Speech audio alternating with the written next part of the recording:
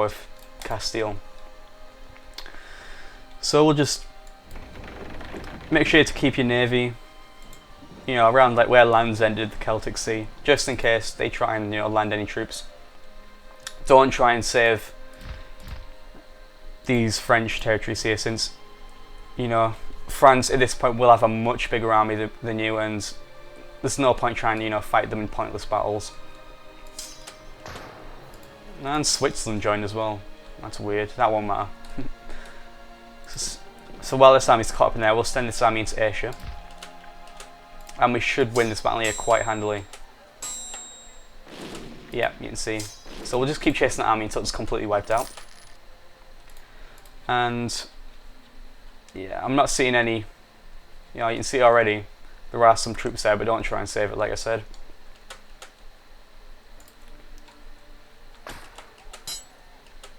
And there we go, their army's completely wiped out. That was much easier than I thought it would be. So we may as well go back and siege Lothian, which is their capital.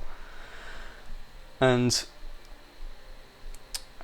so before you actually demand peace, you can always like go and check how much stuff costs. And you can see we need 43 war score for them to become our vassal. And this won't be too hard to get, especially if we occupy all of their provinces. You can see there's a fleet we can destroy. So we'll take care of them. See, there we go. No damage to us. Oh, there's the French fleet. 4 carracks and 3 cogs. And then this one, 3 carracks, 3 cogs. So you see what I mean when I say England has the most powerful navy in the game by far.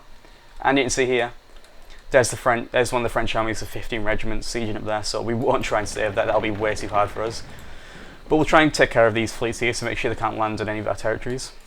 In the meantime, we'll just keep sieging these Scottish provinces. Aha. See, we're engaging with the French fleet, and we should completely destroy this. Yep, there we go. Now the French won't be able to land any troops, even though they already have here, which is only 3 regiments, and we'll be able to take care of that after we finish with Scotland. So yeah, like I said, just keep your eye about, and make sure that France or Burgundy or Portugal don't land any troops. Actually, we'll see if we can. No, they won't accept a white peace. Doesn't matter. So you can see already they're starting to recruit more mercenaries, but at this stage it doesn't really matter. You know, the Scottish fate is pretty much sealed. Oh. If you keep our navy there, that means the Burgundian navy won't be able to escape. You can see, you know, there's a 16 regiment army there. We saw a French army of 15 regiments there, and another army of 12 regiments there, and there's another 6 regiment Burgundy army. So you can see it's pretty much impossible for us to have any hope of taking any Burgundian or French provinces. So we'll just focus on our Scottish claims. See, already we've lost the siege of Calais, but it won't matter. To be honest, they won't be able to get a high enough war score for them to be able to demand it and be able to take it from us. So let's continue sieges. You can see already they've somehow managed to get up into the 14 regiment army, which is. We'll send this army and help with them, and send both of them here just to take care of that. And siege it up. Assault it. Didn't work, but it doesn't matter. There's the Scottish army going in.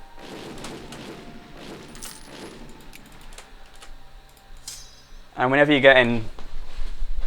whenever you start fighting armies of equal strength or greater to yours, always make sure to have your army in one massive chunk. So we'll combine these armies here. You see automatically Robert Knowles, the better general, takes command.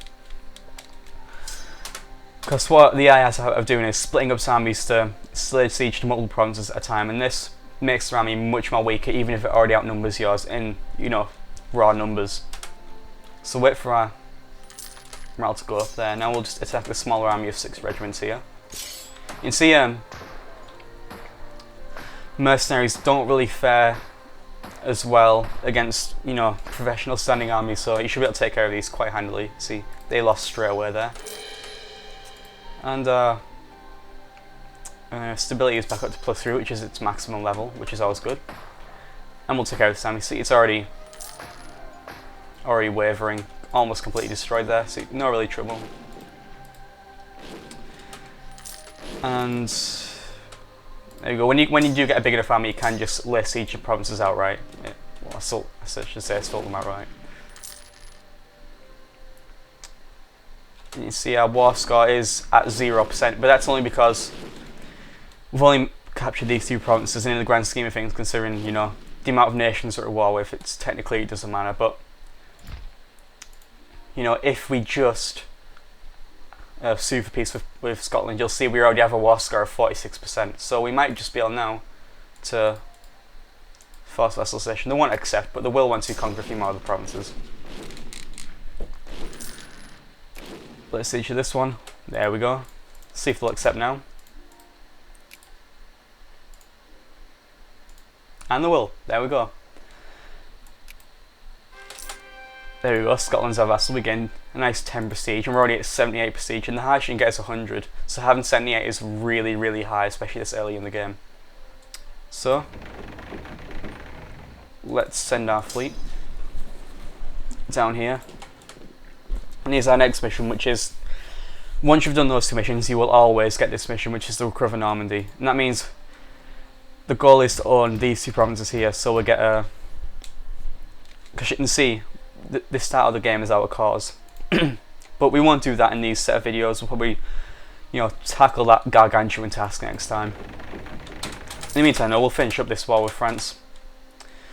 And one thing you know is that even though we're at war with, you know, you can see the ridiculous amount of nations there, only it's France's name that's, well, it's France's flag that's on the coat of arms, and that means that they're the leader of that alliance. You see, they're at the top there, they're the leader of this alliance of nations.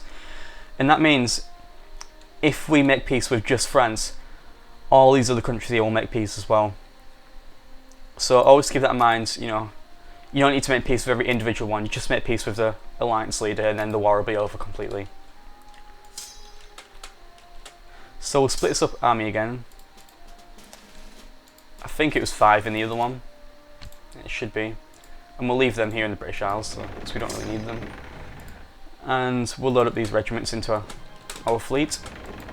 And one thing you want to know is, if you want to unload your troops really fast, and it's a province that you're already on completely, you can just set your fleet to, you know, dock in the province, and automatically your troops will unload much faster than normal. There we go. The French army is easily taken care of. And we'll lay siege to this one here. Ooh, Robert Knowles died. It's kind of a problem, but it won't matter too much. See, we've already got 20 army position, so we'll recruit a general here, and it's already better than our ruler anyway, so we'll use him. Not as good, but what can you do? You can see since the French only captured this province a few months ago, the garrison isn't up to full strength yet, so we'll just keep laying siege till we've won this one. Ooh. Here we can see Burgundy has landed two armies of 4 regiments here, which we will be able to take care of easily once we've recaptured this province. And it's just, though it doesn't seem like a good thing, it kind of is, because you do gain war score for every battle that you win, and you know, the enemy will lose manpower and they'll gain water exhaustion every time they lose these sort of armies. So sometimes it's a good thing to take care of these really small armies, you know, that are landing on the British Isles, because it will kind of force the enemy into white peace much faster than, you know, normal if we just hadn't done anything. This province has been a bit stubborn.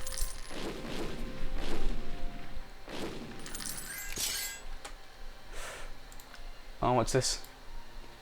France wants us to cede Laborde and pay 60 ducats, which we're not going to do, since they have no chance of taking any more territories from us. And to be honest, you see our economy is still pretty high at 56, even though with those captured provinces, so to be honest, we're totally fine. So, load these troops back up and send them back into Britain. And we'll land them in Kent, take care of the army quickly. You can see, just completely destroyed there, and we'll destroy this army as well. There we go. Oh.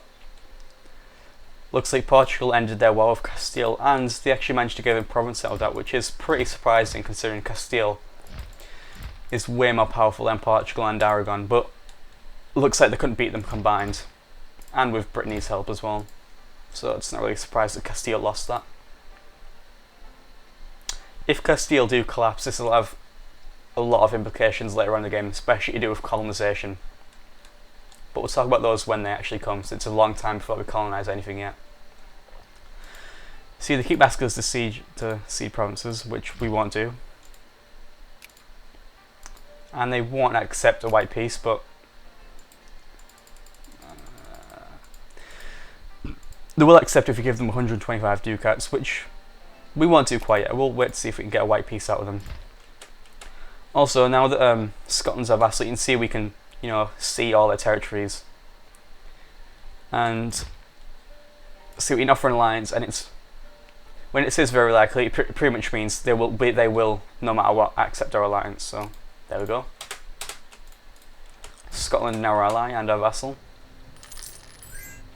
And we can call them to join this one. It's very likely again, which means every time the vassal they will join no matter what. So we'll get them join.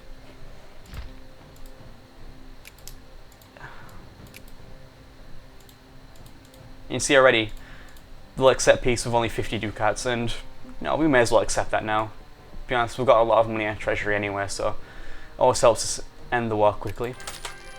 And there we go. So you can see in this part we've pretty much secured the British Isles. We will incorporate Scotland into our country fairly soon, because you can see now that they are vassal, you get this extra diplomatic option called demand annexation. And if you hover over here, you can see you can only demand that they join your nation if they've been a vassal for at least 10 years. You have a royal marriage with them, and the relation is at 190 or higher. And you see we can't do this till 23rd of February 1415, which isn't too far off, and we will do it when the time comes around. So we may as well get a royal marriage out of them now. Unlike alliances, they won't always accept a royal marriage, but they will eventually. See, they accepted ours straight away, which is always nice. And then, so I think this will do it for now. So hope you'll join me next time, where we'll hopefully at least somewhat deal with the French threat. And I've got a few strategies in my head that might do it. A lot of them fairly risky. One of them will involve trying to get into some war with Brittany first and taking like Armagh there, and then we'll have a nice little province bordering Normandy and Co, which gives a nice little landing point to taking these territories.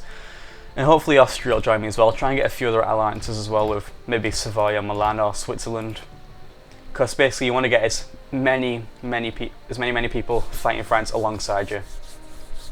And hopefully at some point as well France will just naturally get themselves into a war with another powerful European opponent as well, which will provide a nice little opportunity to take them.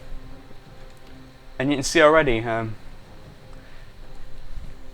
state of Europe is already kind of it's already kind of shifting away to what actually happened historically, since you know, Castile is gonna be much weaker after these wars with Aragon and Brittany, since they've already lost one province from Portugal as well. But I'm sure much more exciting things will come, you know, later on down the line.